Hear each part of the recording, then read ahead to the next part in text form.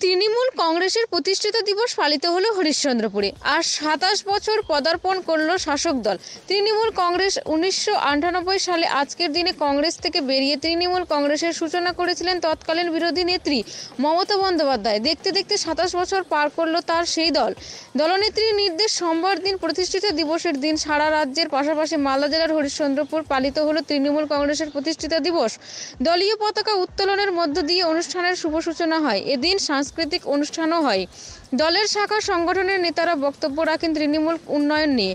এছাড়াও এদিন প্রতিষ্ঠাতা দিবস উপলক্ষে 7,000 দুঃসহ ও অসহায় মানুষকে শীতবস্ত্র এবং 20,000 মানুষকে খিচুড়ি খাওয়ানো হয়। এদিনের প্রতিষ্ঠাতা দিবস মঞ্চে উপস্থিত ছিলেন রাজ্যের মন্ত্রী তজমুল হোসেন মাল।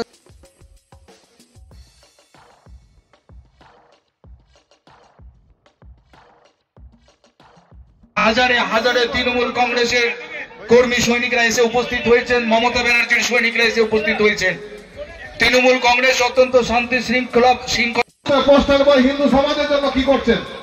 আজকে পশ্চিমবঙ্গের ভাতা দিচ্ছেন, মুসলিম ইমামদের জন্য, মসজিদের জন্য ভাতা দিচ্ছেন। আপনি কি বলতে পারবেন কোন মন্দিরের জন্য একটা লাইট বসাচ্ছেন, কোন পুরোহিতকে 1000 টাকা মাসে ভাতা? যাদের কাছে কুপন আছে ঘাবড়াবেন না, সবাই মাল পাবেন।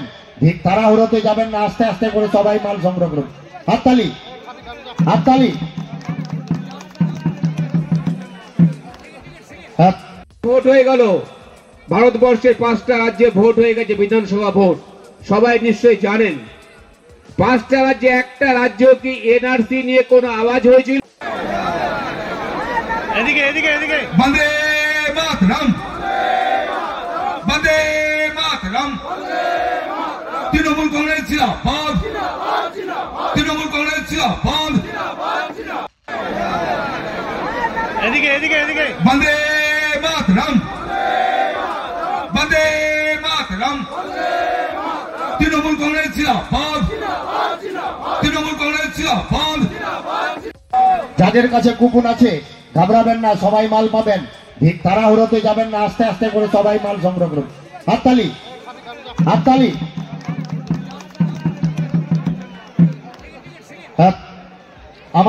যে সমস্ত দল আছে, আঞ্চলিক যে সমস্ত দল আছে, সবাইকে বললেন চলো আমরা একসাথে আমরা দল বেঁধে এবং দল বেঁধে আগামী 24-এ আমরা লড়াই করি। তার জন্য সবাই দল বেঁধে একটা নাম দিয়েছে। মমতা বন্দ্যোপাধ্যায় 2021 সালে যখন বলেছিলেন যে আমরা এই পশ্চিমবঙ্গে এনআরসি হতে দেব না, এনআরসি হয়নি। ওই কাজলে এসে जोगी बोले गए आदित्यनाथ जो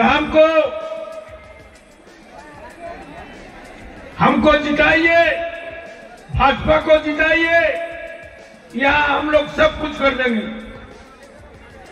गोहत्या बंद कर देंगे 24 घंटा के अंदर।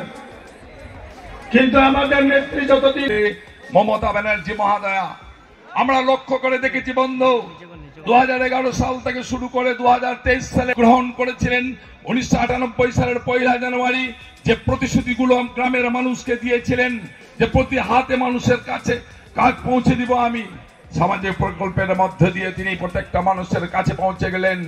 শুনেছেন আমাদের বক্তারা বলেছেন তারা কি কি কাজ করেছেন।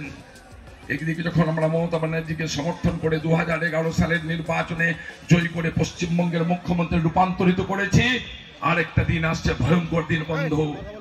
আমরা পশ্চিমবঙ্গের মানুষ পশ্চিমবঙ্গের বুকে, ভারতবর্ষের বুকে বাঁচতে পারবো কিনা, আমাদের সংবিধান রক্ষা হবে কিনা, আইনের রাজত্ব থাকবে কিনা, ধর্মের নামে আমরা ভাগ হয়ে যাব কিনা, আমরা আমাদের সাম্প্রদায়িক সম্প্রীতির মধ্য দিয়ে মাথা উঁচু করে যেভাবে ভারতবর্ষের বুকে সংবিধানকে রক্ষা করে আমরা চলছি, সেই আমরা চলতে পারবো কিনা। এমন একটা সময় আসছে 2024 সালের নির্বাচন, সেই নির্বাচনে যদি পুনরায় বিজেপি ক্ষমতায় আসে তাহলে ভারতবর্ষ ভেঙে টুকরো টুকরো হবে, ধর্মের নামে মানুষ ভাগ হয়ে যাবেন, সাম্প্রদায়িক সম্প্রীতি বিনষ্ট হয়ে যাবে, রক্ত স্নাত একটা ভারতবর্ষ তৈরি হবে যেখানে গরিব মানুষের স্থান থাকবে না, যেখানে বেকার যুবকের হাতে কাজ থাকবে না, যেখানে কৃষকের উৎপাদিত ফসলের দাম থাকবে না, যেখানে শিশুদের হাতে বই থাকবে না। একটা ভয়ঙ্কর সাম্প্রদায়িক দেশে রূপান্তরিত হবে ভারতবর্ষ।